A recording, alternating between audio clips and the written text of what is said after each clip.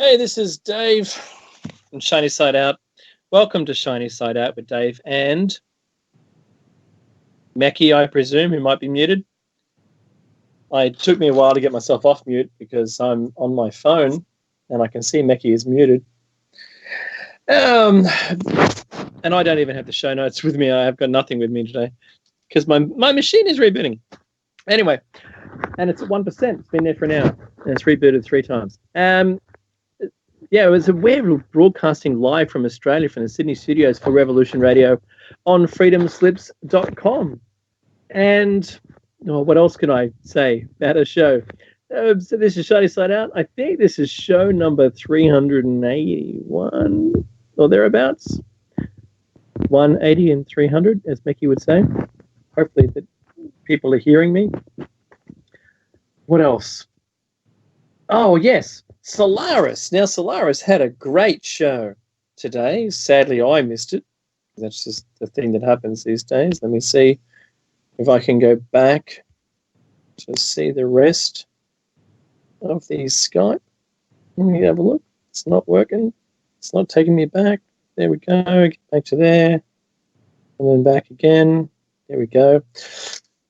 Solaris had on today Mary Munoz and Hannah Thorison, and contactee experiences and journaling. Something close to my heart, that is. Now, if you don't know who Solaris is, and you hear us talking about Solaris, it's Solaris Blue Raven. She has documentaries, she has her own life story, she has her own show, and it precedes ours. And you can access her show by going into the archives of the station for $5.95 a month, Australian, by the way, that is.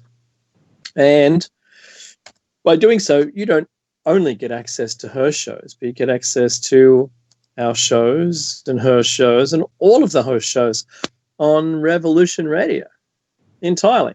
So jump in there. Doesn't cost very much per month. It's like a coffee. It's like a triple coffee or large coffee you might get. And enjoy that. Now, because we live in Australia, we asked you to do the same thing. As we're saying the words, do the same thing and try and reflect upon the First Nation people that were custodians of the lands where you live, but where I live, it's the Darkinjung, and where Mackie lives, it's the... I can't hear Mackie at all for some reason. It is the Group people where Mackie lives. I swear it shows him being muted. And we pay our respects to those custodians of the areas we live in, respectively, past, present, and future. Well, I think is the most important thing, so that in the future, if someone digs up this archive, we're not going to offend them either. And I think they did a much better job looking after the planet, pardon me, than we have so far. In a short 200 years, I think we've basically done the equivalent of raped and pillaged it. And what we haven't burnt or sold or abused, maybe, weaponized, what's left? Well, lived happily ever after, I think, is the thing that we'd really need to do. We've basically killed off, now, if I can remember the percentage, it's not 35% of all the life on the planet. It's greatly around the other way around. So it's more like 75% or 65% of life that has become extinct as a result of human habitation on the planet. And, that's getting really near to, I think, the Cambrian extinction. And maybe there was a civilization there, and maybe that's just what naturally happens on a planet.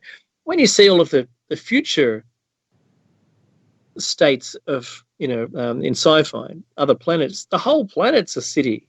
How did it get to that and save anything? Did it? Is that what we're meant to consider? Are we meant to consider that it isn't a doable thing? I don't know. But maybe now that we have a view of what it could be like, maybe we shouldn't do that. Now, I'm going to ask Mackie once again to see if he's on board with me or not. on this show. I can't seem to mute or unmute him manually. Yeah, so not like we can do if we're using, say, Skype for Business or something like that. But as soon as I'm able to, I'm going to jump into the chat room and see if I'm able to communicate on a greater extent. All right, so maybe if I can see that people are saying, "Oh, I can't hear you, David Mackey," or maybe Mackey's talking and I can't hear him. So just 1 second. Whoa, and it's revolution.radio, by the way. That's the website. And we thank Nighthawk for allowing us the privilege of using his platform. Let me have a look. I'm just going to scroll down. And the last message is have a great show, David Mackey. All right, awesome. That sounds like us, ready. I'm going to ask you in the chat room if we're being heard. Actually, maybe I'll just hit the play button and I'll catch it in about 10 seconds' time.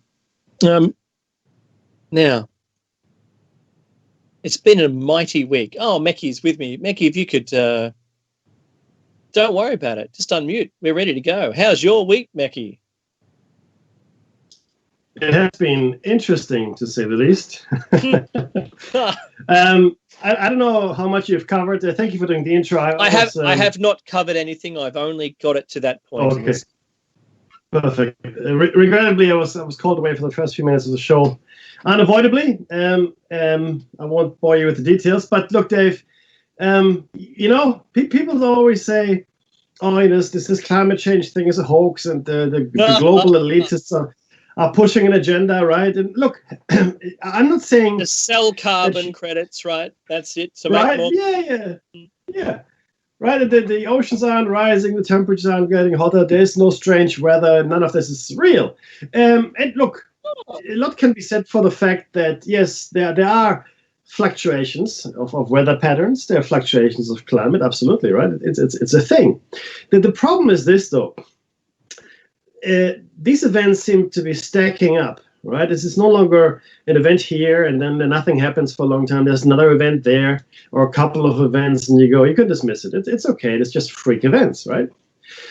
But, and this is really where it kicks in. When you have to invent new terms for the events you experience, such as new names for storms and new categories for storms, new categories for flooding, right? Yeah, exactly, right? And once in 500 years, flooding. Oh, it happened what last month as well, did it? Okay. Three times in the last 2 weeks.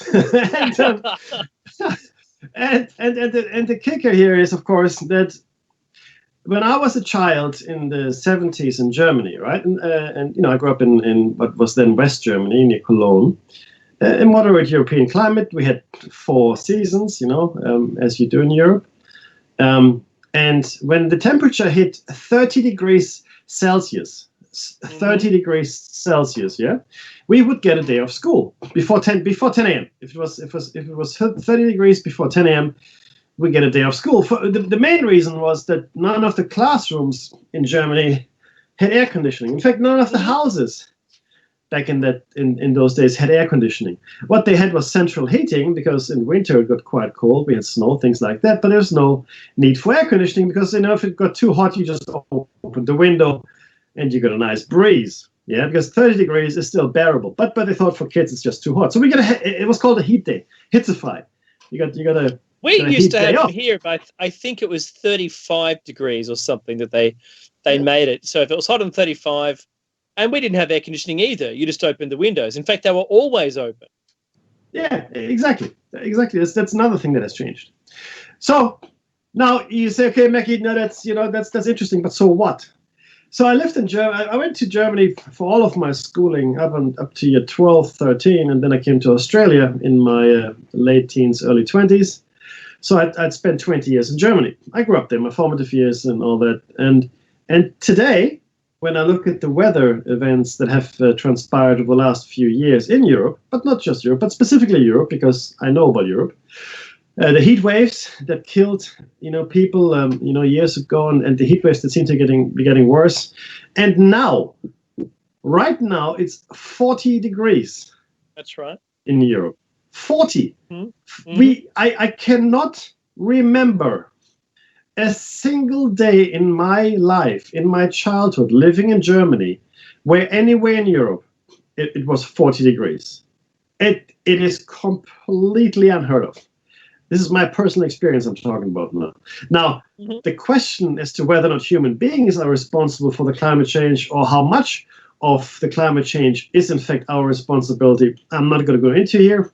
It would be foolish to assume that we have zero responsibility, because we are making massive changes to the planet. We are, okay? That's just the thing. We have detonated hundreds, if not thousands, of nuclear warheads. 2,000, Mekki. 2,000 my 2,000 God. in the atmosphere. Okay, so we've detonated 2,000 in the atmosphere. We've detonated, again, I don't know the number, however many underground. Right? So if you think that has no impact, then you're a moron, okay? So let's just park that for a second, okay? But then, of course, then there's the industrial output that we have. You know, I mean, there's 7 and a bit billion of us. We're approaching 8 billion, but there's 7 and a bit billion of us. That's a lot of people. Now, compared to the surface of the planet, it isn't that much.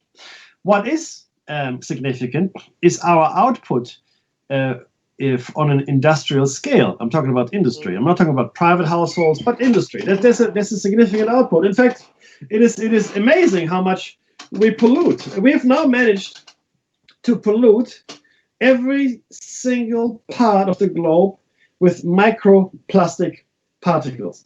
Let's hope they don't become nanoplastic particles. Micro. They went to the deepest place in the ocean, and they found the Mariana Trench.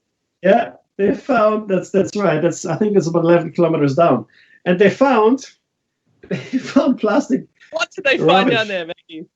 Plastic rubbish. There was I think it was like a plastic bag floating about. Yeah. But the point is that we have had an impact on the planet. I'm not saying it is only human, and it'd be foolish to say it, because climate change has happened in the past, and it has happened in the past quite often, and usually when it was catastrophic, with catastrophic effects on the then prevalent ecosystem. Now, the ecosystem was never destroyed, otherwise we wouldn't be here, but it changed, and that's something we can look forward. Well, look forward to is maybe the wrong word, but that's something we can now observe firsthand. We are going through a massive change in our ecosystem. Okay, now some people like to call it the Anthropocene, which is the age of man. If you read the Lord of the Ring, then that might echo with you or resonate with you. But again, I'm not sure. I don't have seen. Sorry, I have not seen all the evidence. I don't know all the evidence, so I cannot say. Oh, 7.717. Hey, that's close to the number for the hypothesis. Not quite there yet, though.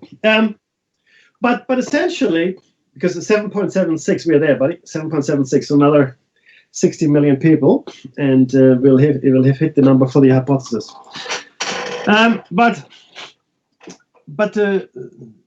Look, changes are happening, but I don't know what is causing it. I'm sure there's a human impact. It'd be foolish not to think so. I mean, some scientists now believe that the dinosaurs contributed to the ecological change in their time because they were defecating too much. So it was methane, they believe, that caused the global warming back in the day of the dinosaur, or too much methane. Remember Cowspiracy, Mekki.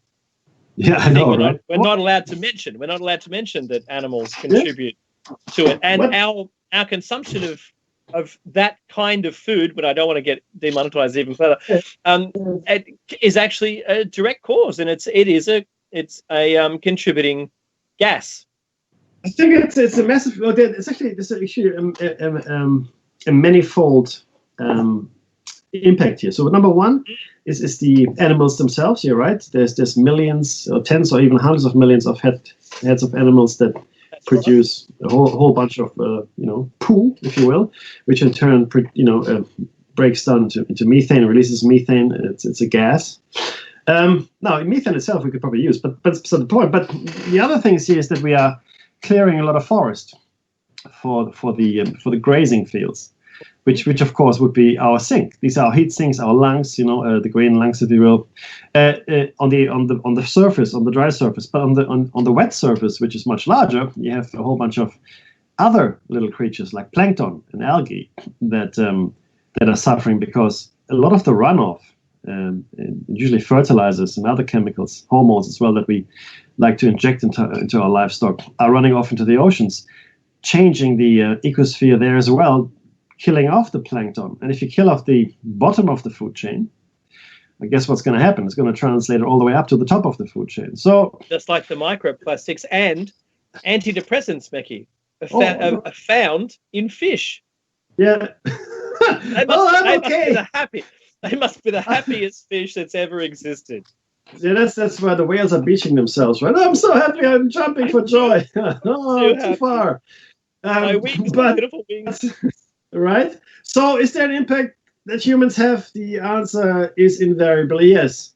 Can I qualify or even quantify that impact? No. But a person with half a brain can look at the evidence and just open your eyes, look at the evidence and say, hey, yeah, we're doing something, and that something ain't good, right? So maybe we should be doing something else. Of course, at this point, it's much too late. So that's one thing, Dave. The temperatures that we're seeing in Europe right now are completely unprecedented.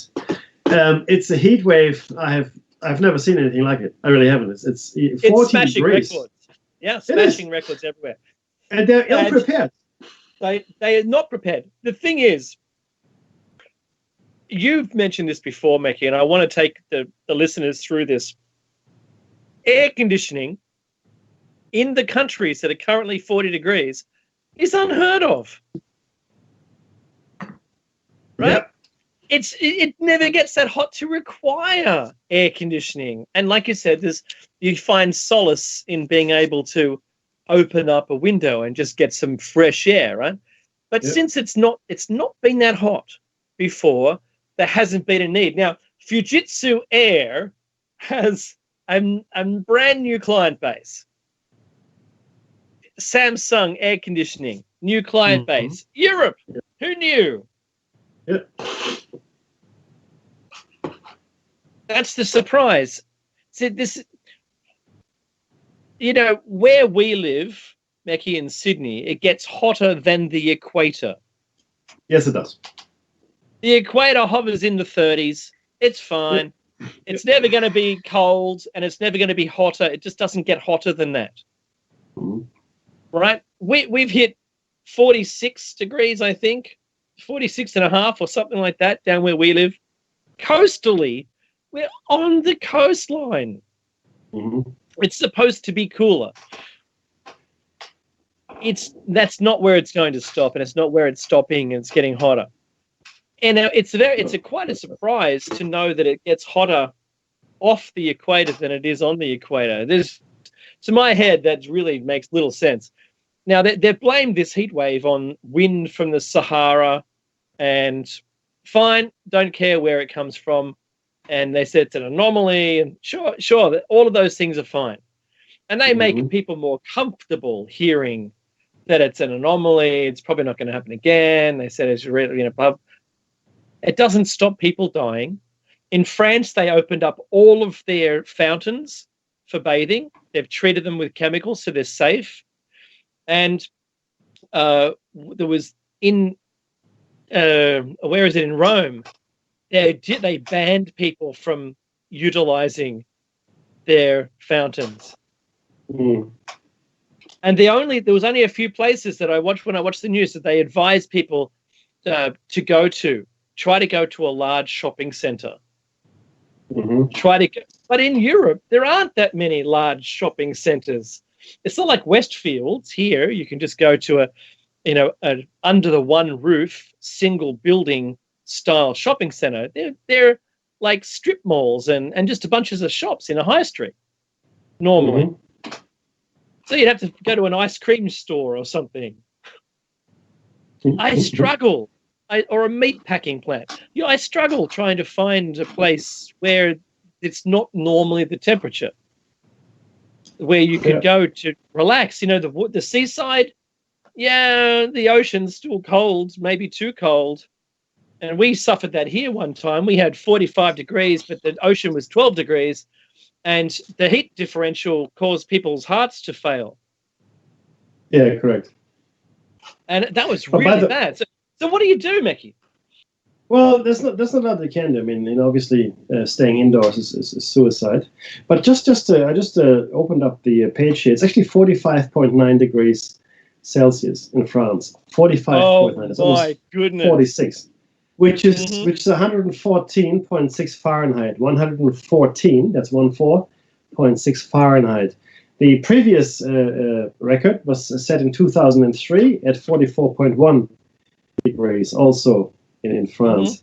So again, we never had 40 degrees when I was a child in the 70s and 80s. This just didn't happen. And I'm looking. What do you do? Look, there's not a lot. I mean, what they're doing in Rome, for example, is giving the animals in the Rome Zoo ice lollies. Right. That's right. People are wearing umbrellas. It's look. There's very little that people can do because again, Europe is not really geared that way. The Mediterranean is a bit better prepared. Air conditioning is more prevalent there, of course, because it does get warmer. But Northern Europe and Western Europe just aren't set to deal with it. And look, they the best relied thing is on that, it never getting that hot. That's right. Well, that's it. The houses are built very differently as well, right? Mm-hmm. They're meant to keep the cold out and the heat in, right? They're not really built to keep the heat out. It's just not. But one advantage Europeans have over certainly Australians, I don't know about. I think Americans are probably the same. There's every house has a cellar, and the coolest place. Yeah, right. In a heat wave will be in underground cellar because well it's just the deeper you dig up to a certain point, the cooler it is. So there's like a big heat sink around you that bleeds it all off. So do that. Stay in the cellar. Keep your liquids up, right? Obviously that's key. And not just the liquids, but your minerals as well. So drink. And then that's another thing. It's the only thing that they have really is sports drinks. They don't have any other saline replacement solutions there. It's just the sports drinks, whereas people on the equator have all kinds of things like Pocari Sweat, for example. There's then the other isotonic drinks that people consume quite a bit. Coconut water is quite good as well. So although it is doesn't taste that great. Becky, it doesn't, right? It tastes like old socks. You're right. It tastes so awful. And look, I went recently to the South Pacific, and I'm sitting on an island, one of the French islands. It was lovely. And I thought, there was a person there selling coconuts. They just climbed up the tree and people got the coconuts and they got a machete and they cut them up and they stuck a straw in it. It was $5 somewhere. And I've gone, oh, look, this is the life. I'm living the life. And I took a sip and I've just gone, like that's hideous. I would prefer to drink seawater and deal with the consequences than drink that. It was so awful, right? But seriously, even if I was dying and it was the last thing, I wouldn't drink it. But this heat wave has broken records from when records began, and you don't argue, not you, but the listening audience, don't argue that it's the inaccuracy of the old records that means that no. This is seriously the hottest day that they've ever experienced since records began. And I'm not talking 200 years. I'm talking how many years, Maggie? A century, right? A bit longer, but yeah. Yeah, I'm just saying. It's not a century, 1,000 years, right? But it's since whenever they decided they were going to start taking records. This is the problem. You can't tell me the Earth is getting cooler. So all of those people who keep saying the Earth's getting cooler, we're heading into an ice age. Well, that was the 80s. Yeah, you're stuck in the 80s. Move on. Bit crazy. Oh, you made it, Mickey. You made it into the chat room. I'm just totally astounded. I'm astounded that people have blinkers on and only cherry pick news. So I noticed, Mickey, we had a cold week this week, right, or last week, and I noticed, yeah, it was cold, but we still didn't hit sub-zero or anything in Sydney. No. Which if it did, then I might be on your side. I might be on the side of the people. Oh, it's cooling down finally, woohoo! But it's not. Just the extremes are getting greater. I noticed that they cherry-picked that information and have completely abandoned the hottest temperatures ever recorded in Europe news. So they chose the cold one and put that on that the group to do with. And I've got to be in there. I've got to know what they're talking about. So I think it's pretty interesting. Mekhi, the other big news is Go on. Yeah. we know about Iran, right? We know about the US and any plans. And last week we spoke about the Trump backing down from loss of life versus a drone. We mentioned that, and that's cool. Don't mind it. We also know that he said, "I'm never going to alert the press of an upcoming war. I'm not going to talk about it. I'm not going to advertise in advance. I'm not going to do the CNN thing or the former president and have the reporters on the beach for the landing." Right? That's hilarious. So now knowing that he did that, it was a wet drought. That's really funny. The thing that got me this week is the G20. So we have the G20 going on. Our Prime Minister and President Trump met pre the G20 meeting and had a little chat. They talked to each other for a bit. And then as a result, our Prime Minister was asked, is there, how is it being an ally? And would we go to war in Iran with the US? And will we join the conflict? And our Prime Minister, and I'm paraphrasing as I did the question, he said, well, we have to take every request one at a time. We have to understand what it is and we'll make our decision then. Now, I think he forgets that we've got we're an ally of the US and a partnership, a two-way partnership, that if one of us happens to get into a war, doesn't matter how, but apparently the other one will back us up. So it doesn't matter which one's which. So the US start a war, we're in there automatically. It's just a thing. It's a thing that we do because we're allies. And we made a partnership that said we're going to do it. So I can see how our Prime Minister, Scott Morrison, decided he wasn't really going to answer the question up front, just to avoid the secondary question, which was, when is it going to be then? Right? Oh, when's it going to be? When are we going to get a war? Because the media would eat that up. Then Trump, when asked about this, a very similar discussion that happened, but from the US's point of view, when he was being asked about how much of a strong ally we are, he's let slip that he'd basically talked up the upcoming war, and I'm paraphrasing tremendously here because it was only like a 3 or 4 word answer. But in that answer, he said, "The Australians are with us." Each step of down that path. So, and then there was a secondary time that he spoke about Iran, saying, we don't need an exit plan. I love that. It won't be boots on the ground, and we don't need an exit plan. It doesn't say we're not going to war. I analysed every single question and answer, and he didn't say there wasn't going to be one. So when you marry all that information up, it seems as though he's not going to tell the press when it is. We're on board with it whenever it is, but he wouldn't have spoken about it to Scott Morrison if it wasn't a thing. If you see where I'm going with that.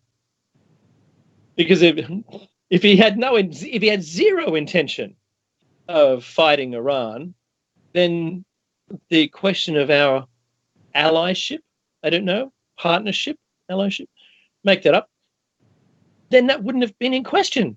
The question wouldn't have come up because it wouldn't be a thing if it wasn't going to be a thing. I hope I made sense. Right?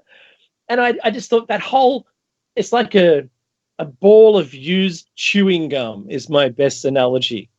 Each one of those pieces added up to the whole, and it while any one of them could be excused, together I don't think so. I think there's still something going to happen. It's only my thoughts. I think there's still going to be a conflict of some kind. but I'm not sure what it is. One thing I did notice Trump was talking about was selling components to China that Huawei use so that he can increase that the business side of being able to export and not just be an importer of Chinese goods. I thought that was really good work. It's very funny when I listen to him, he's got business in mind and takes the forefront of everything that he seems to want to solve. And it has to be, fairly balanced agreement.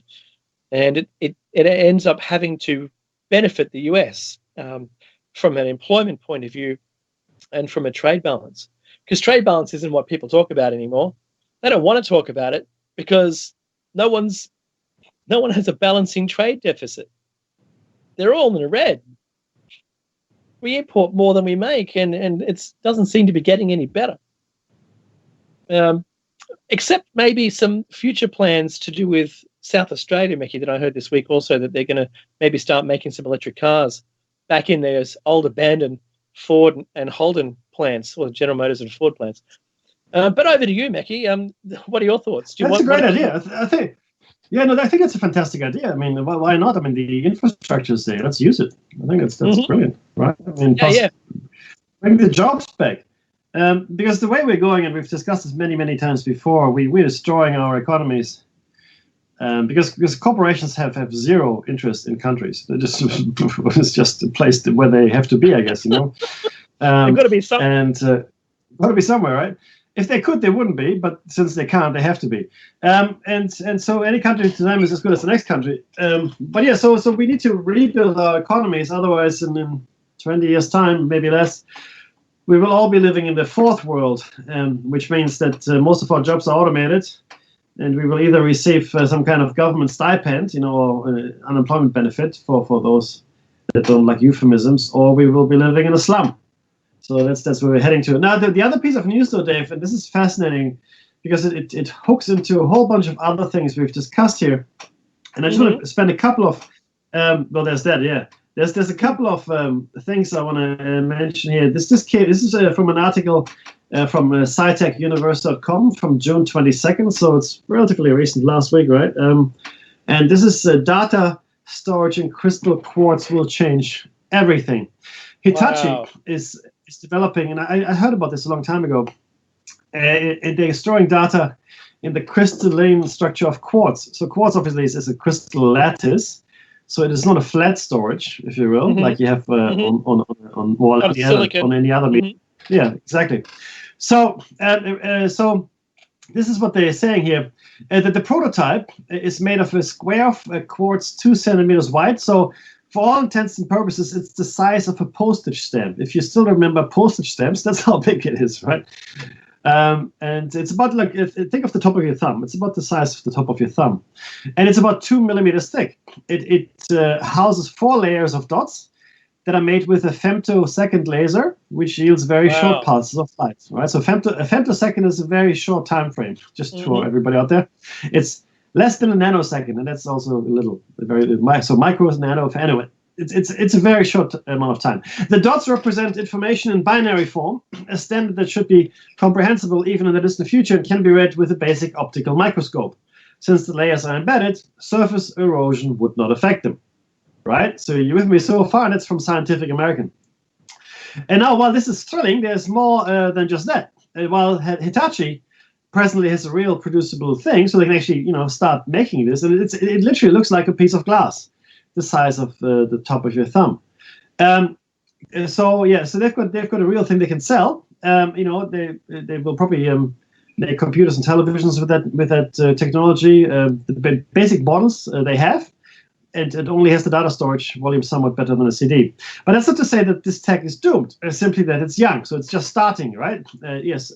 And even then, some people are by now working on a larger and better thing. Researchers at the University of Southampton in the UK have been developing an even more unbelievable technology. It's called Superman crystals, and possibly has the storage volume of up to 350 terabytes. 350 terabytes, right? And there's a nice, neat little graphic here I can share with you. But again, the researchers used a femtosecond laser, which produces pulses of light in femtoseconds. 1/4 or 1/millionth of 1 billionth of a second. Like I said, it's a pretty hard time frame to comprehend. Mhm. The 5D read-write laser can record up to a projected 360 terabytes per disk data capacity on nanostructured glass, proficient of thermal stability up to 1,000 degrees centigrade, My goodness. and an almost unlimited lifetime. The information encoding comes in 5 dimensions that comprise of the size and orientation in addition of the 3-dimensional positions in these nanostructures. So we've spoken about this before. I know I've mentioned it to you guys. Yep. That this the multidimensional data storage is a thing. So you've got several layers, and how they are in relation to each other, that comprises the 4th and 5th dimension of data storage. So these are not Wow. 5.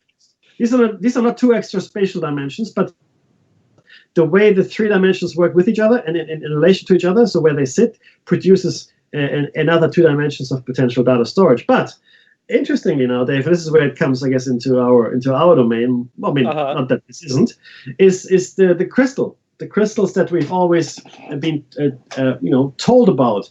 The crystal skulls specifically. A lot of people that hold the crystal skulls, and there are a few, but in my mind, there's one that is probably superior to all others, which comes in 2 parts. It's got the skull part itself, and then it's got the lower jaw, which is The detachable. mandible. Correct. And that's probably the most famous one. It's also the one where people have the most strange experiences. Now imagine they're fairly. I mean, this particular one is actually the size of a human skull, right? Now, as we move forward into our timeline here, and these crystal storage devices become a thing, I think they will come in all shapes and sizes. I mean, these days you're going to get a USB stick that looks like a record, or you can get a USB stick that is tiny and looks like a finger, or like a finger bone, or whatever you want it to look like. You can, because it doesn't really matter how you dress it up, right? Now, once we start with this crystal storage idea, once it becomes mainstream, clever marketing people will start having these crystal data devices in all kinds of shapes and forms and whatnot. And one of them, I'm pretty sure, will be in the form of a skull, right? For example.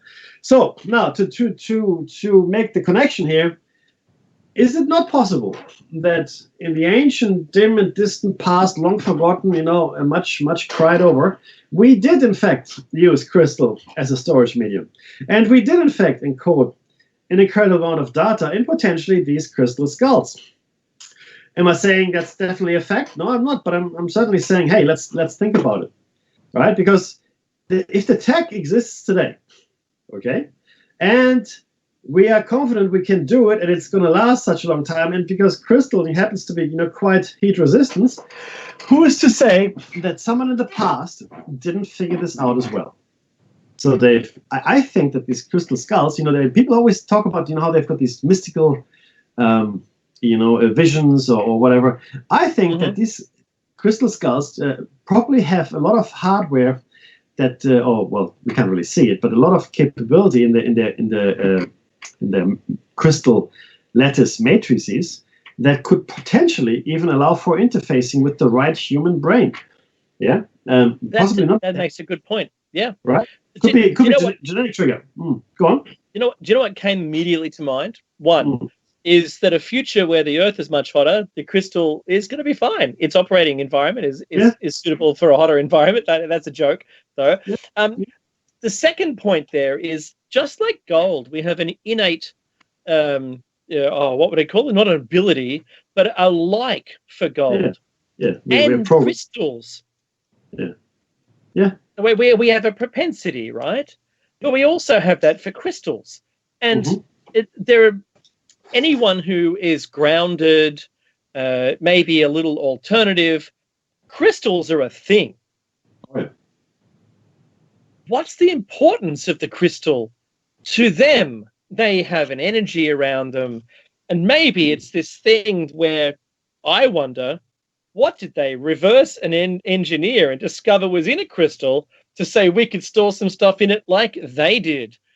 That was the tinfoil hat zone of that idea, right? So maybe there was such a thing. Now, we know that water has a memory, where if it's if it passes through metal, it's not as good as, and it doesn't flourish like it would if it touched the natural world, for instance, being cleansed and purified, then sent down a river, for instance. Now, there's people activating rivers with crystals. Yeah. So as the water passes over the crystal, it cleanses not the water, but the harmony of the vibrations in the water. Now, I might sound a bit too esoteric there for a minute, but just think about that. If you programmed a crystal to do a specific task in the water, there you go. Yeah. Now, you're right. People probably think that sounds like a whole bunch of nonsense. Not at all. Not at all. And I want to just quickly support Dave here. Water has a memory, and we have proven it. There's a fantastic Japanese practitioner that actually tested water. He took water from different sources that had different experiences. He even had positive thoughts toward water, and then he had negative thoughts. He was swearing at water. And then what he would do is he would freeze that water, and the water that was in a loving environment. I know this sounds insane, right? But the water in a loving environment formed beautiful crystals. Yeah.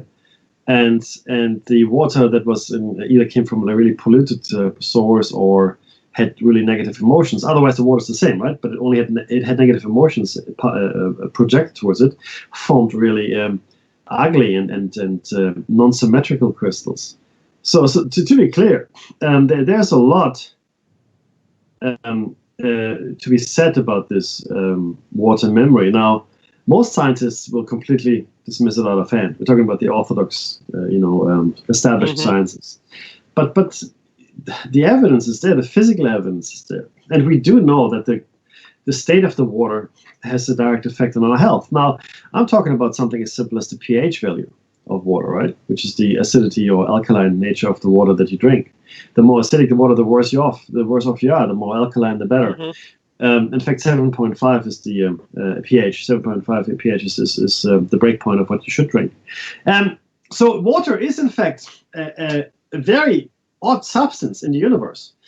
A very, very strange substance. I mean, most of our body is made up of water, so we should spend quite a bit of time on water and understanding water, because 70% of our bodies are, guess what, water, right? And you take that out, all you have is a dry husk, which is not much use to anyone, right? It just isn't.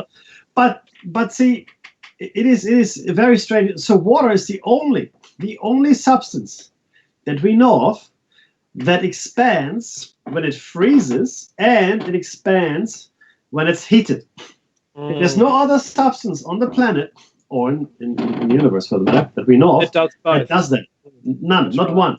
So if you freeze water, now most things that when they get colder, they decrease in volume, because essentially all matter expansion is added energy. So you put energy into a system, it expands. That's what normally happens, because the particles within the system move around more rapidly and over wider areas, right? That's what steam is. If you boil water, you can see it's excited because you're adding energy.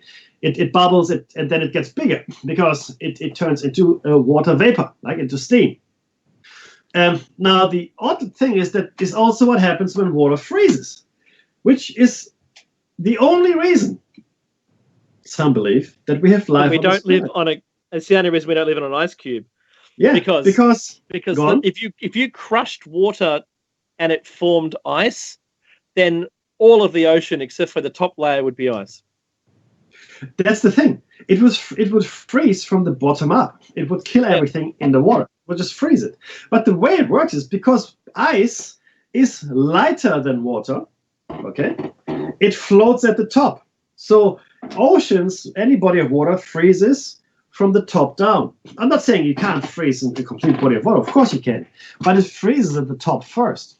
And ice will always float at the top of water. It's just what happens, because it is not as dense as liquid water. Frozen water, I know it's completely counterintuitive. It displaces more water than the liquid version of itself. Yeah. That's right. And look, we're not saying that the bottom of the ocean isn't, a minus number, because, if zero's Celsius is freezing, and that's what creates ice at sea level. the only problem is under pressure, you can't expand that water to make ice underwater. So you can have minus, 15, 20 degree water underwater at the bottom of the ocean, and it's never going to make ice. It would be extraordinary. And imagine if there was a planet that was only water, it would just be a ball of ice, even if it was in the sun. It's amazing. It could never resist the crushing pressure if it was able to be smaller when it was ice. It's just extraordinary. So then what is water? What is water really, right? I mean, what kind of properties does water have? Is water alive? Does water have a some kind of energetic signature? The answer is actually it does, right? And it has a memory. It has a memory. And water is probably the most persistent substance on our planet. I mean, anything eventually will be worn down by water. It is the greatest solvent that we know of. You put anything into water, right? Whatever, I don't care what you're going to put in water, except possibly oil or oil-based substances, which require some other chemical treatments. But it will be a solvent of otherwise. Like I'll give you a simple example. We cook a lot of rice. Got a rice cooker, and one of the implements is like a little ladle, which has little knobs on it, and you scoop the rice out and put it on your plate. But rice always gets stuck, especially and you can't get it off. You can scrub all day long, and it still be little specks of rice between the knobs. You leave that same. So if you leave that same little ladle in water, in cold hot water doesn't really matter, not detergent. After an hour, all of those little knobs of rice will have come up or will be easily liberated because water is it's such a great solvent penetrator of things. So look, that's water. Sorry, but you had a really nice segue earlier, making the connection between crystals and gold, Dave, because there's another amazing thing that recently happened. The asteroid. That's right. So they've discovered an asteroid which is solid gold, and if it's mine. It's mine, by the way. It's mine. Mine. I said first. I said it more. If that asteroid was safely, and gently lowered onto the planet's surface, there would be, they've estimated in value, of the current value of it's $1,500 an ounce, that there'd be $1 billion per person on the planet worth of gold. In fact, it would collapse the cost of gold, or the price of gold, down to it'd be worthless. There'd be so much of it. Think about what $1 billion worth of gold would be if every single person owned $1 billion worth of gold. You'd just make everything out of it. It wouldn't even matter anymore, right? And there'd be no point in any wars because no one would want any more because everyone's got all of it. How's your gold underwear? Oh, that's chafing. It wasn't a bad idea. It doesn't wear well. But that's really funny. So look, it's more likely that something like that has collided with the Earth in the past and splattered molten gold everywhere. When I watched, the Gold Hunters shows where they have, metal detectors and the gold is sitting, at best, maybe, 7 inches below the surface of the Earth, and they pull it up, it looks like it was molten gold that splattered on something. Most of the nuggets look like that. You're right. Yeah, because it probably was. Exactly, because it probably was. Yeah. And it probably, maybe it flew into the atmosphere and hit the ground and went poosh, and all the little bits of molten gold went everywhere, and that was the downfield spray. It makes total sense, right? And it does. Yeah. And remember, if you find something odd and you've got a way of being able to explain it, it might be the reason. It might be the thing. Mech, you've only got 1 minute left, right? Oh, jeez, really? Wow, yeah. Quick. Before the top of the hour. Well, in that case, please don't forget to donate because this is listener-funded radio. Okay, revolution.radio. Go to the webpage, revolution.radio. Donate if you can. Sign up for the subscription if you want to. Gives you access to all the archives, right? That's pretty cool. I'm sure you mentioned Solaris. Yeah, Dave does it. Right? Mm. And that's the thing. Dave does it. Be like Dave. Be like Dave. That's good advice for all of us. What would Dave do? What would Dave do? Yeah, What would drive to the Dave speed do? limit. I'll tell you, that's what the answer is. Hello and welcome back to Dave and Mackie's Shiny Side Out. I think we're back. I hope we're back. I'm sure we're back. Yeah. And I'd like to welcome everybody to the show number 381. Is it 180 and 300? I think. Sure. Which means, by my rough math, we've been doing this longer than God. This is now a show that's been running longer than God. Just in case you're wondering, yes, you heard it here first. This show is running longer than God. Now, oh, that's gonna give me hate. I don't deliberately bait people. I really don't. And I have to say this before we quickly start and in fact finish the Giants cycle, which will happen today. I have to say this. I have to say it very quickly. And if you want to hate me for it, that's cool. I get it. But I do have some serious questions to ask the world, our listenership, and then the world at large. I understand why people are religious. I really do. I was myself at some stage in my life. I think it's a necessary maturing process thing to go through. However, I wouldn't call myself religious. I would call myself spiritual.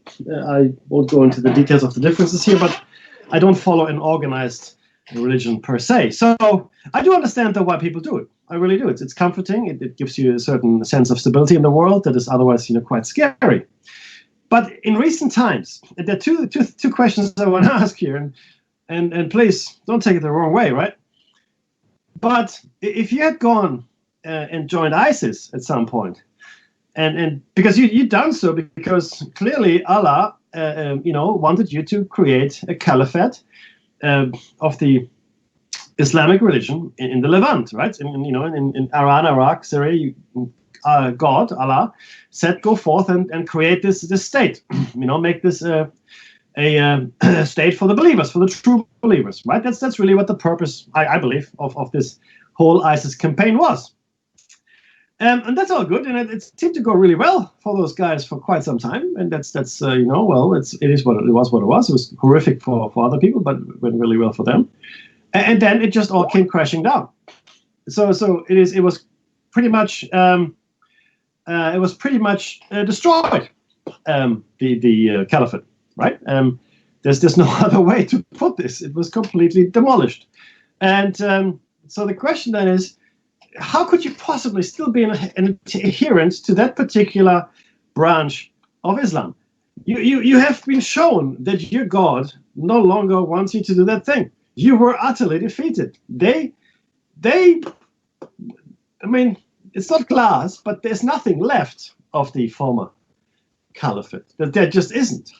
So how could you possibly still believe? Is my question. I don't have an answer. That's why I'm asking the question. Second question. In recent times, over the last it's certainly been coming over the last 20 years, but in recent times it's got pretty bad. And I'm only picking on the Catholic Church because it was such a prevalent thing. The issue of abuse, I think is probably the best word. The issue of abuse really came to the fore. George Pell, the cardinal, or former Cardinal George Pell, the third highest ranking official in the Catholic Church, is now in jail for child abuse. But it is also known now just how unusually prevalent it was in the Catholic Church. So these numbers I'm going to make up. In the general population, there are 2% of people who are child abusers. Okay, this is a made-up statistic. I don't know what the real number is. But what I do know is the ratio to occurrence in the Catholic Church specifically. So if there were 2% in the general population, there are about 25 or 20%, between 20 and 25%, so 10 times as many Catholic Church. So it is not just an expression of society in general. Yeah. It is not an expression of our cultural world that we all live in. It is not that.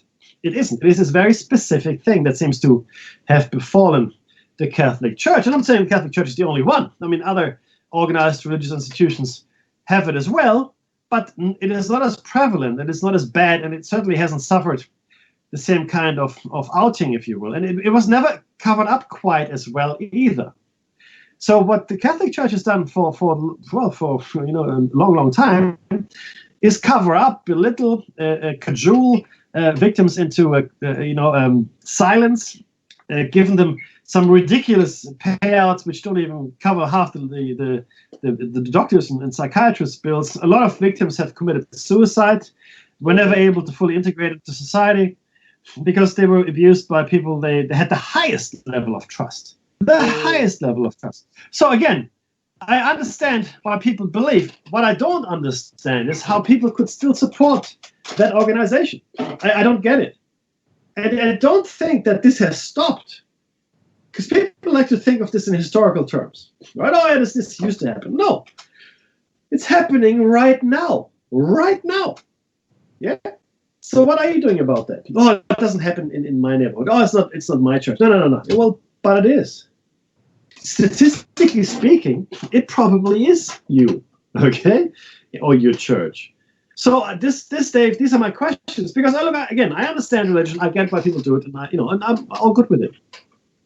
And then the last question I have, okay, there was this guy called Israel Palau. He's still there, so he still exists. Israel Palau, football player, blah blah blah. Who cares? Also very, I guess what you would call a fundamentalist or born again Christian, who tweeted in love that homosexual or lesbian people would burn in hell if they don't stop doing what they're doing. So fundamentally, there's nothing wrong with being homosexual or lesbian. There's this there's nothing wrong with that per se, as long as you don't practice. Okay, interesting, right? And in the same breath, he mentioned fornicators, drunkards, adulterers, and a couple others. Now, I would like to know what the definition of a fornicator is there. I really do. Because I understand adulterer, I understand drunkards and all that wonderful stuff. I get it. I don't know what to do. Because if you look at the very meaning of the word, it's all of us. We are all it. Okay, we are all that. But the point here is that people got really upset when he tweeted. Now the reason they got upset is because he had a platform. He was quite a famous football player. I understand that too. So you get a platform, and more people than not will listen to you. And then he started raising money for his defense because he was kicked out of his football club, the league, and a whole bunch. Yeah, in fact, the league altogether. You're right. So again, and my comment, which was quite well received on Facebook, was by giving credence to a specific brand of insanity, right? Or by getting upset over it, you're giving it power. You're making it matter.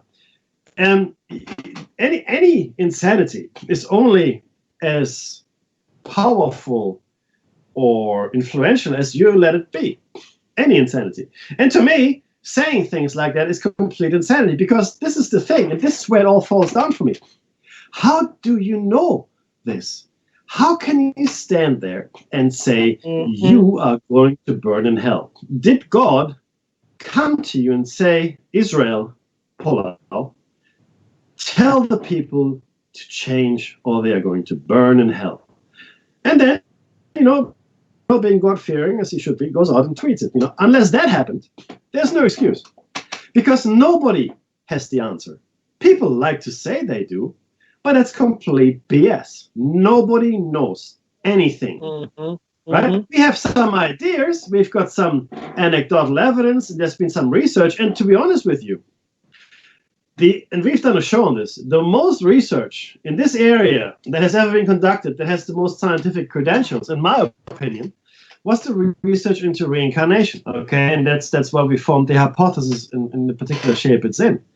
Reincarnation is a thing. Okay, if you don't believe me, look at the evidence. There is mountains more evidence for reincarnation than there is for paradise after you die. In fact, yes, that's true. In fact, paradise doesn't actually exist yet, according to the Bible. It only exists after the second coming of Christ. So you don't really go to heaven. You're dead at the moment, but then you're resurrected when Christ comes for the second time. Always, allowing for the fact that we, all agree that he came for the first time. But there you go, he comes for the second time. We're all resurrected and judged at that point. So we're all judged at the second coming. Oh, and dear. and the Antichrist, the prophet, and the beast. So the false prophet, Antichrist, false prophet, and the beast will end up in the lake of fire to be tormented forever and ever and ever. These are the only three entities that will actually make it into the lake of fire. Everybody else will be thrown into the lake of fire as well, but that will be the second death. Your soul, car, energy, whatever is going to be extinguished, and that'll be that. According again to this is St. John in his texts. But people said he was chewing on peyote. But hey. What do I know? The point is he was tweeting. He was tweeting. He was tweeting. The point is that there is no good evidence for any of this. So any people that have these near-death experiences and say they've seen heaven, no, you haven't, because you couldn't have, because there isn't one yet. Okay, because you haven't gone through the judgment yet. That happens at the end of time when the second coming of Christ occurs. So how could you possibly have seen? In fact, nor would you have gone to hell by now. No one has gone to hell, and no one has gone to heaven, because those two places only start existing after the second coming of Christ. So everybody right now, if you want to take it to its logical conclusion, is simply dead. They're simply dead. They're waiting to be resurrected. Second coming of Christ, get judged. Off you go into whatever place you deserve.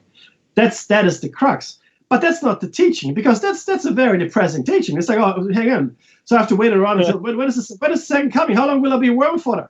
And then there's no good answer. Okay, so again, please understand what it is you believe. So again, to all my listeners here, and I'm sure none of you probably fall into the categories I just mentioned, but understand what it is you believe. The people that started the caliphate, they should be really having this moment of truth here, and going, oh wow, hey, maybe that was a bad idea. Clearly, our God completely sidelined with the other guys. Like he went there, and he sided with the other guys.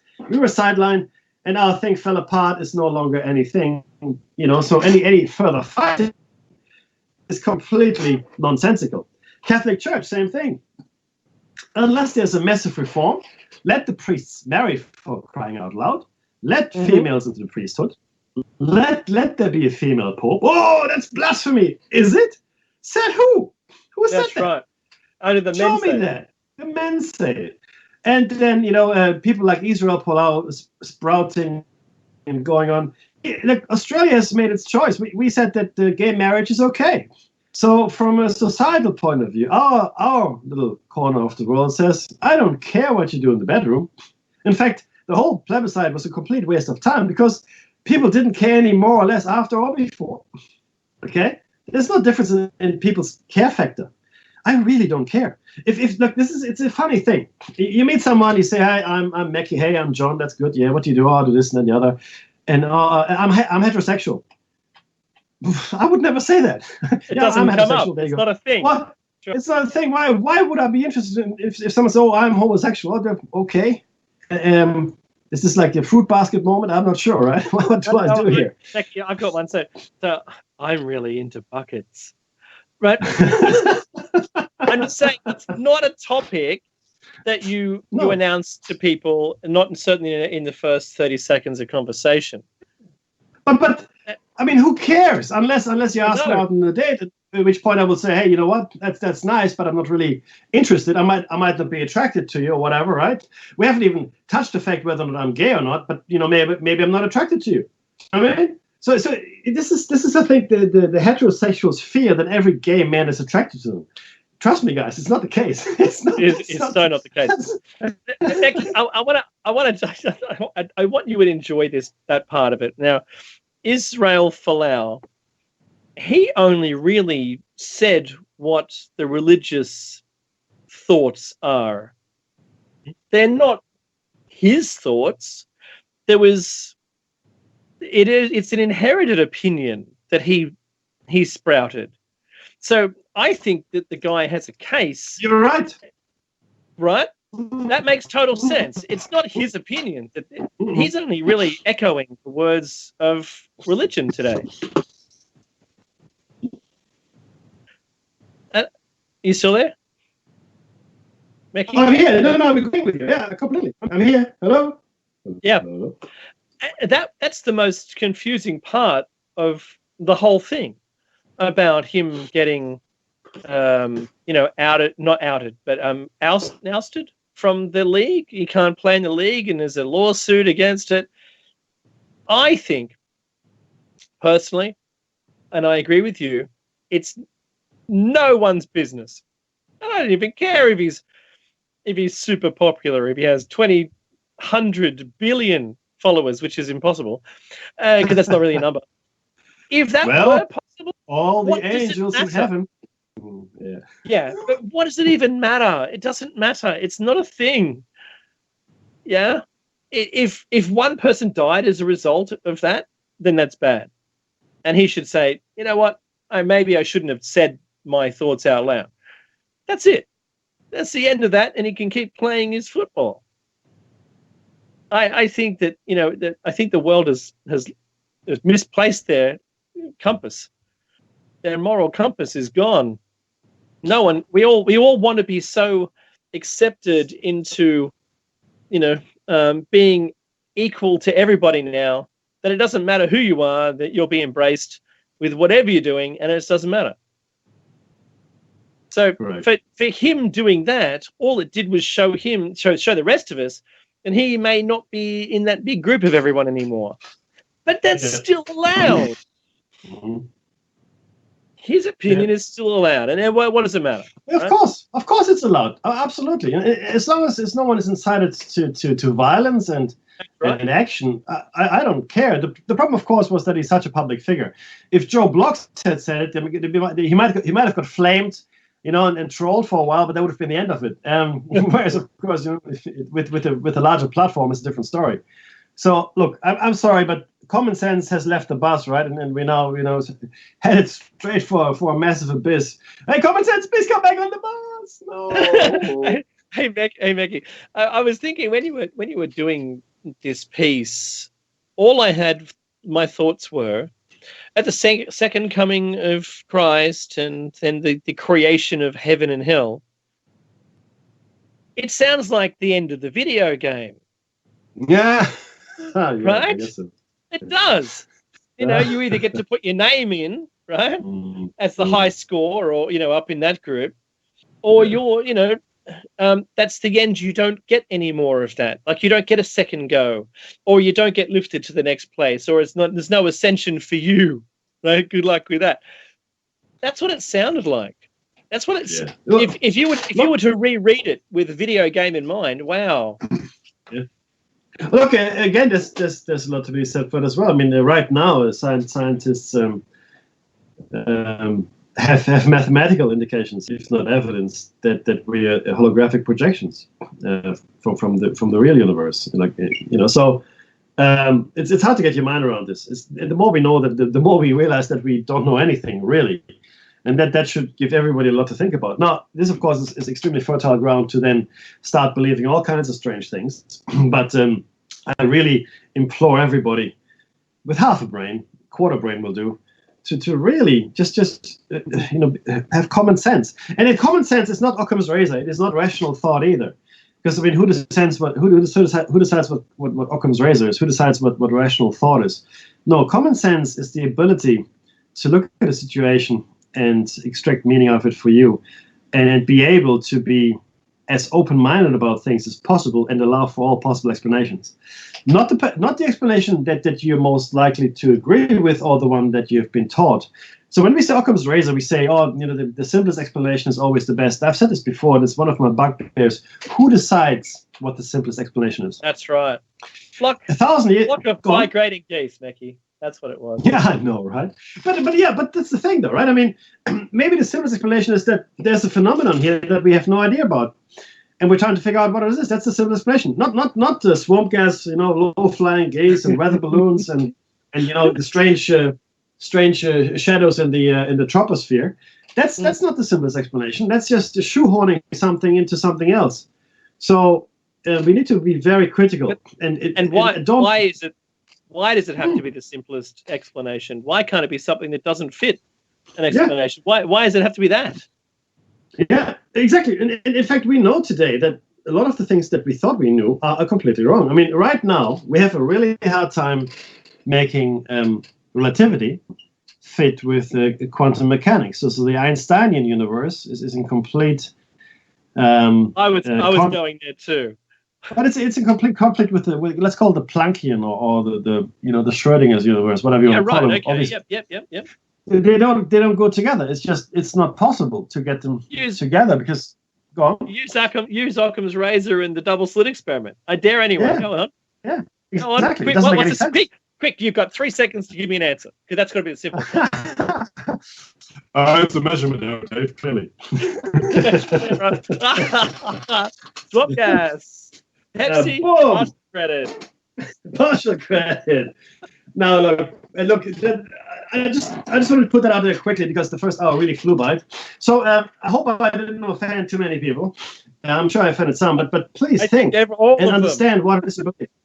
Look, it's okay. But at least understand what it is you believe. Just have a rudimentary understanding of your belief system. And then if you still think it's a good thing, live it. I support you wholeheartedly, but understand what it is you say you are. Okay? And just don't hurt anyone. Dave, any thoughts on don't hurt anyone? That's it. Don't hurt anyone. Easy, right? Easy. I think we should do the tinfoil hats on because there's only a few pages we can get through fairly quickly. Yeah, let's do it. And that will conclude our giant. So we hope that you enjoyed the cycle of giant, the show cycles, I should say. It was very interesting from our point of view. We learned, again, a lot of stuff. And again, you cannot understand this in isolation. Not possible. So this is the tinfoil hat zone. We warned you last week to suspend your individual reality adjusters. Keep your hands, arms, feet, and legs inside the vehicle at all times. Flash photography will frighten the phenomena, and they'll probably eat you. So that's not allowed. But this is the great Smithsonian cover-up. 18 giant skeletons discovered in Wisconsin. Scientists are remaining stubbornly silent about a lost race of giants found in burial mounds, and we've spoken about this at length, near Lake Delavan in Wisconsin in May 1912. And just as an aside, if anybody in the chat room is from Wisconsin, or even hopefully the Lake Delavan area, I'd love to hear from you. It is one of the places I yet have to go and visit. The dig site at Lake Delavan was overseen by Beloit College and included more than 200 effigy mounds that proved to be classic examples of 8th century woodland culture. But the enormous size of the skeletons and elongated skulls found in May 1912 did not fit very neatly, or at all, in fact, into anyone's concept of a textbook standard. They were enormous. They were not average human beings. First reported in the May 4, 1912 issue of the New York Times, the 18 skeletons found by the Peterson brothers on Lake Fawn Farm in southwest Wisconsin exhibit several strange and freakish features. Their heights ranged from between 7.6 feet and 10 feet, and their skulls, presumably those of men, are much larger than the heads of any race which inhabits America today. They tended to have a double row of teeth, 6 fingers, 6 toes, and like humans came in different races. The teeth in the front of the jaw are regular molars. Heads, usually found, are elongated, believed due to longer than normal lifespan, and I spent some time discussing this last time. Heads elongated, believed due to longer than normal lifespan. Very important. One must wonder how much can they lift if twice the size of an average human today. Are these the giants the Bible and many other civilizations have in their history and painted on their walls? Dave? The Bible in Genesis 6:4, and it's a quote, "There were giants in the earth in those days, and also after that, when the sons of God came unto the daughters of men." See, it's those people impregnating the daughters, the earth daughters. "And they bare children to them. The same became mighty men, which were of old men of renown." Now, this is faulty logic to any scientist out there, because I am using religious cultural history to fill a hole in science. Over 200 giant digs, or digs of giants, have been found in recent years. Giant skeletons finds have not made the local or national news since the 1950s, for the most part, by the way. It seems, in most people's opinion, due to the fear that people would question evolution. If anything, a de-evolution. In 2002, National Geographic reported a dozen Cyclops skeletons found in Greece that stood 12 to 15.5 feet tall. That is 3 humans tall, 1 eye socket. Giants in history typically cannibalistic in nature. The reason why I'm bringing this up about giants will all tie into politics and words happenings. Look at a baseball hoop and add 5 feet. That tall. Greek mythology talks about war with Cyclops, learning they had to bring down by taking out their legs, rendering them slow and helpless. American giants, there's the red-headed giants, were found with Egyptian writing on their tombs, have been found in multiple locations, for instance. And there's a news article, I don't think I'll read the entire article, but there's a news article here saying indications that tribe Hitherto, unknown, once lived in Wisconsin.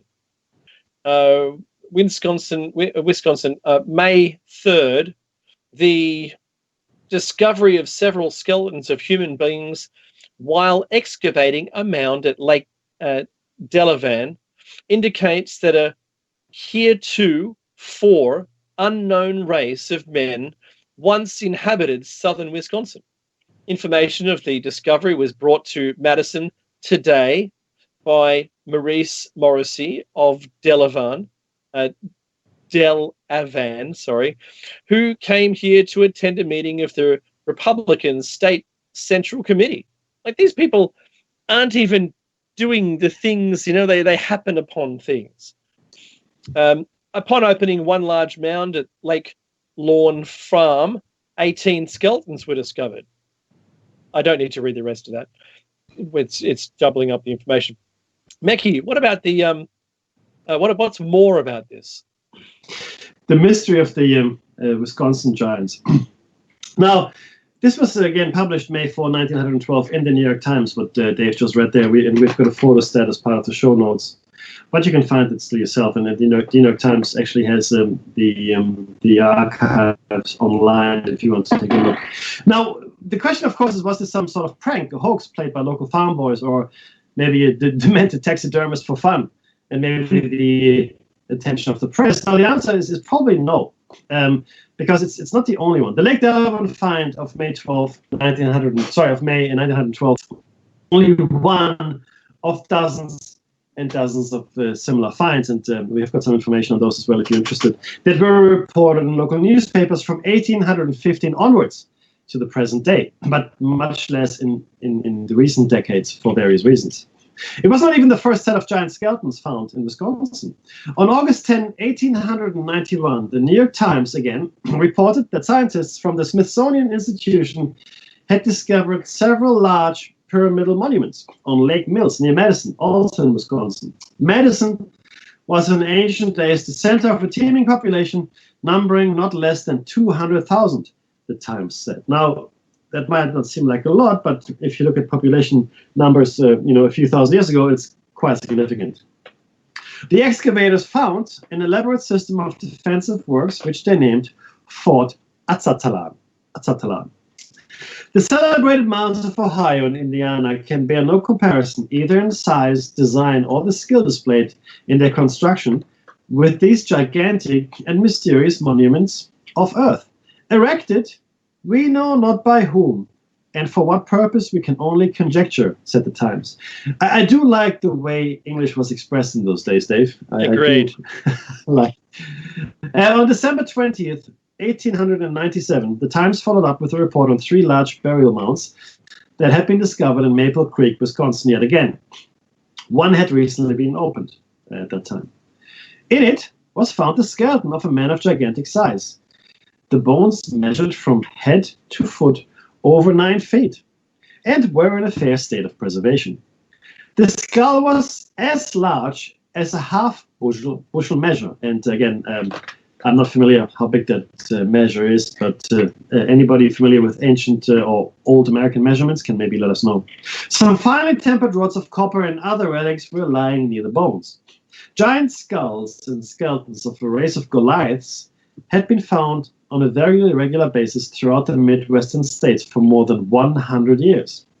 Giants have been found in Minnesota, Iowa, Illinois, Ohio, Kentucky, and New York. And their burial sites are similar to the well-known mounds of the Mound Builder people. There's the most famous of those, probably the snake-shaped mound. Mm-hmm. The spectrum of Mound Builder history spans a period of more than 5,000 years, from roughly 3,500 years before the Common Era to the 16th century of the Common Era. So, so 5,000 years from 3,500 before Christ until 1600 AD. A period greater than the history of ancient Egypt in all of its dynasties. Well, all of its human dynasties anyway. There's a prevailing scholarly consensus that we have an adequate historical understanding of the peoples who lived in North America during this period. However, the long record of anomalous finds like those at Lake Delavan suggests otherwise, Dave. The Great Smithsonian cover-up. Has there been a giant cover-up? Why aren't there public displays of gigantic Native Americans' skeletons at natural history museums? It makes no sense, right? The skeletons of some mound builders are certainly on display. There is a wonderful exhibit, for example, at the Aztalan State Park, where one may see the skeleton of a princess of Aztalan in the museum. But the skeletons placed on display are normal-sized. And according to some sources, the skeletons of giants have been covered up. Oh, I love some sources, Mickey. I love tomato sauce. Specifically, the Smithsonian Institution has been accused of making a deliberate effort to hide the telling of the bones and to keep the giant skeletons locked away.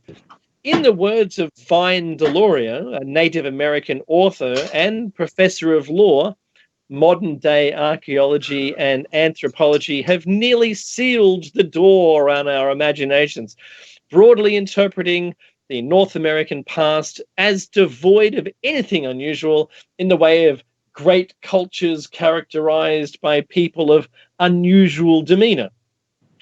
The great interloper of ancient burial mounds, the 19th century Smithsonian Institution, created a one-way portal through which uncounted bones have been spirited.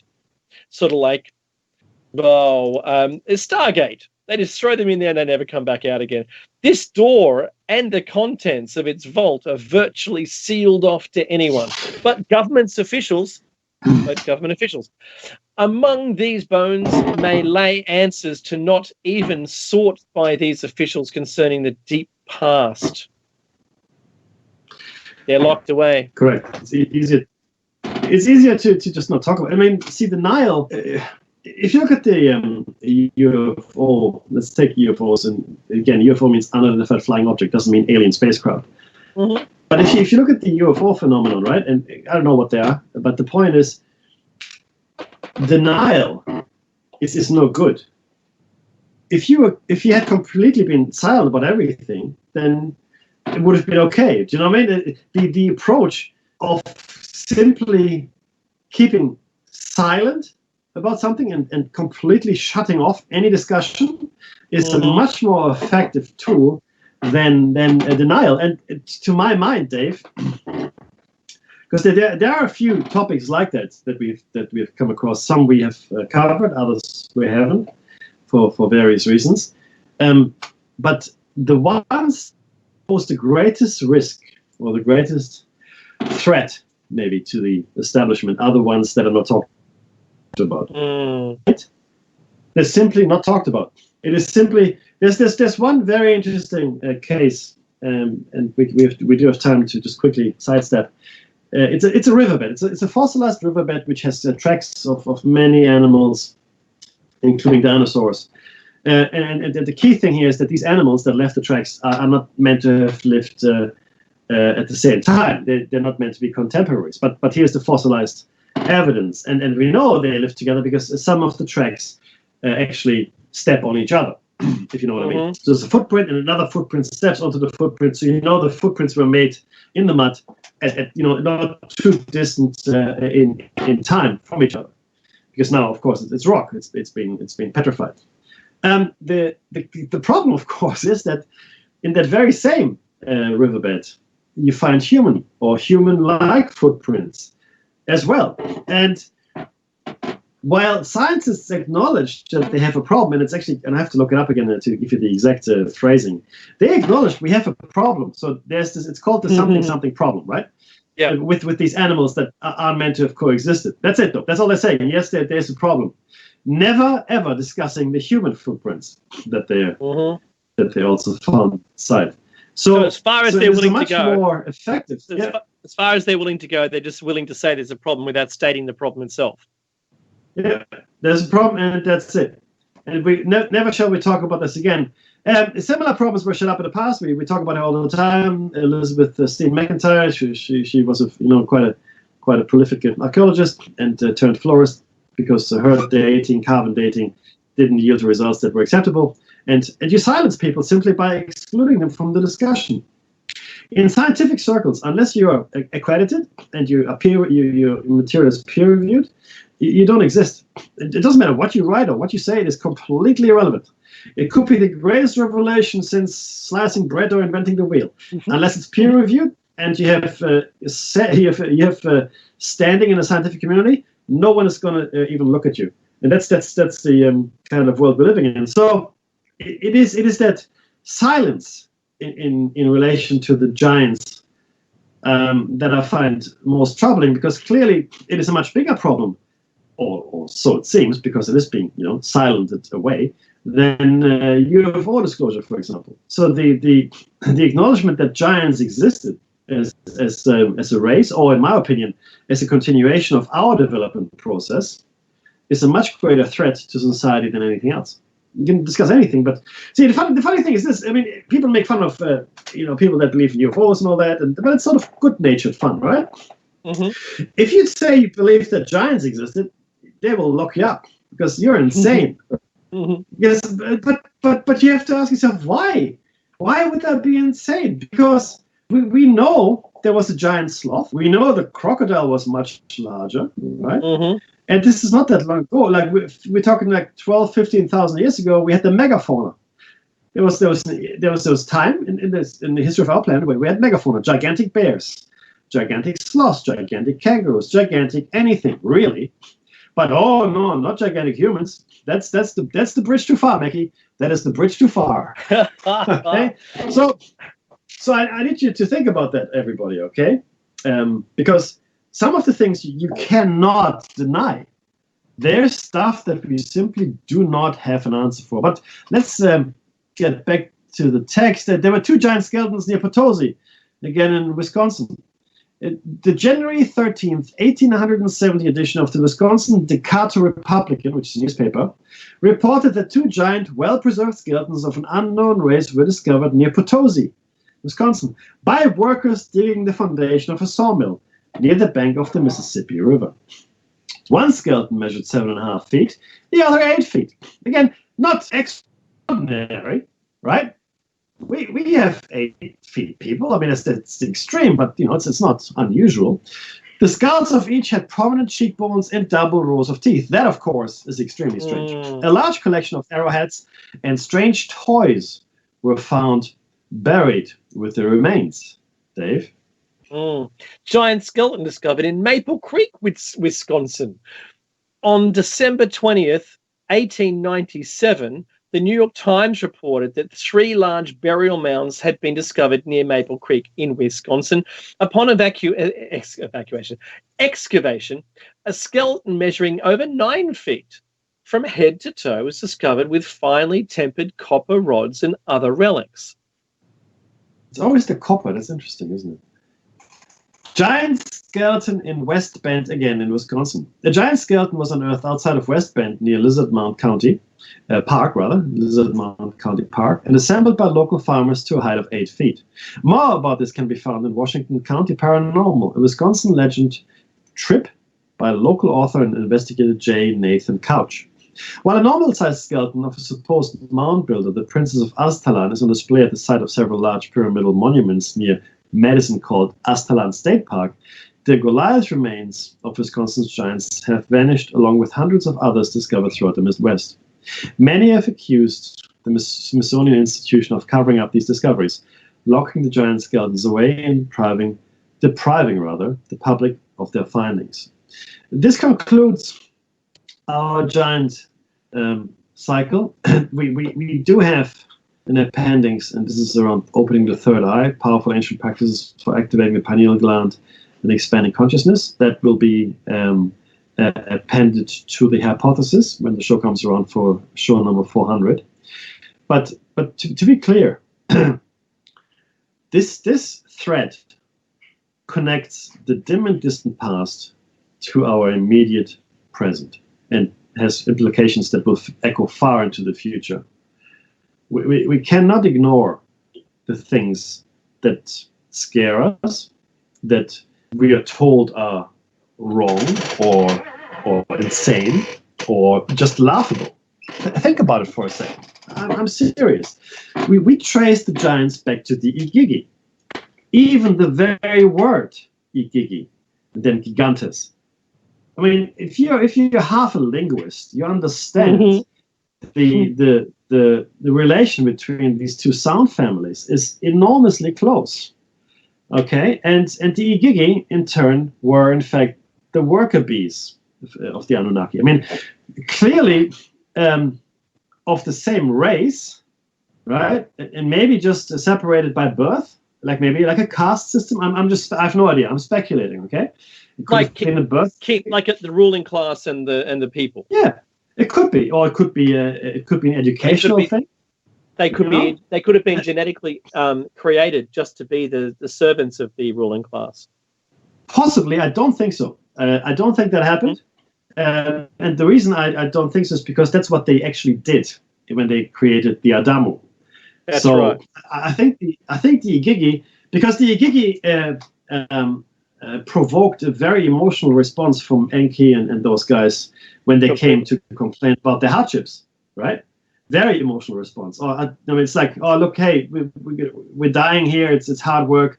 What are you doing to us? And then he goes, oh, wow, we didn't know. Sorry, right? I'm so sorry that we didn't, realize this sooner. Okay, we have to do something about this, right? Mm-hmm. And they did. So yeah, I don't think I think they were. It's the same race, but again, separated by education, by caste system, by something. Union organizer. Look, there's all of that, but it goes that far back, is my point. It goes that far back as a story. And then you have the other connections, specifically the things that the Bible tells us about the sons of God coming onto the daughters of men. Okay, always that theme that the giants were born of earth women. So clearly the fathers must have been of gigantic stature or very large and have interbred with the human females. But what that also tells me is that the Igigi, Anunnaki, and the Adamu were of the same genetic line. That's true. Okay, because you can't interbreed two separate species. It just isn't possible. That's what the word species separates. And not only that, because you can actually breed between a donkey and a horse, but you get a mule, which is in itself sterile. It is clear that the giants, the children of the Igigi and the women, the sons of God, they were not sterile at all, but formed a race in its own right, if you will, right? So I think,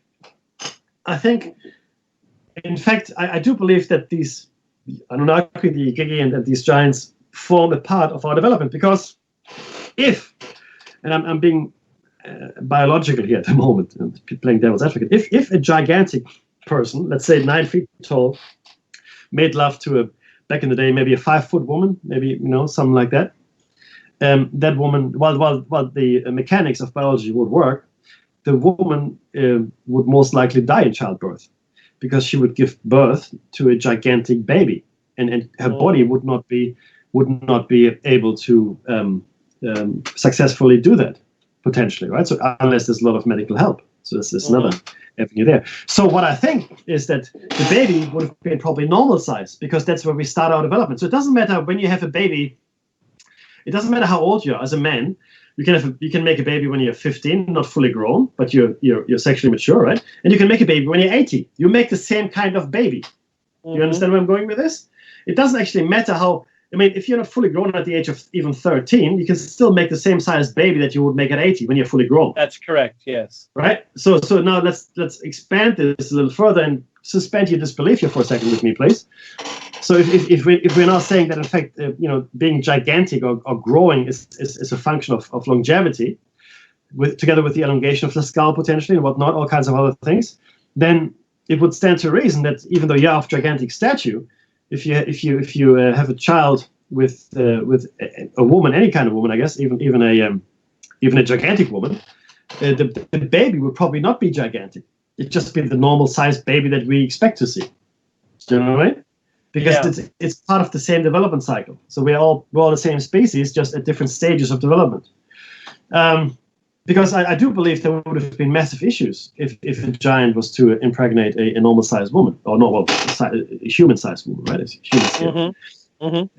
So there are a lot of things, and again, it does go back that far. It is not just the Bible that talks about the sons of God coming to the daughters of men, but rather the Greek mythologies, the Romans, which took it on, and others as well, which talk of these giants as being born of the earth, or children of Gaia. They're always of earth women, always. That's a very specific thing that is always mentioned. That's a cross-cultural 100% description as well.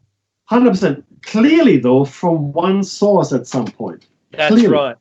Okay, and it is really an amazing journey that we've undertaken here over the last 8 years, which has, in my mind, certainly clarified a lot of things, crystallized others, and opened up a lot more questions. But I'm honest with you on the horn here. I cannot go back and just ignore all this learning.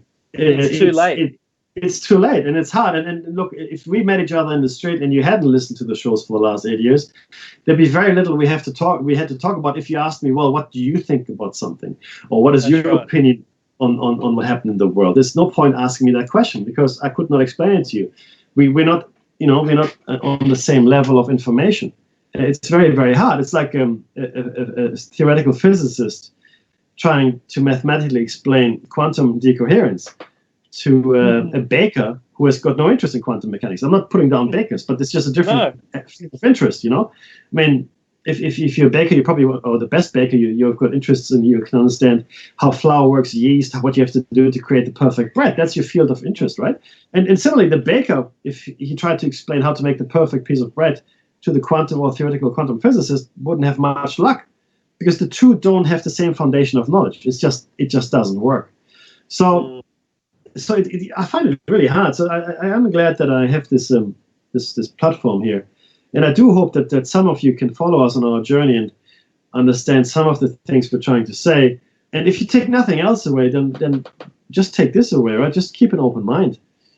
There's a lot of information out there that is just bizarre and strange to integrate.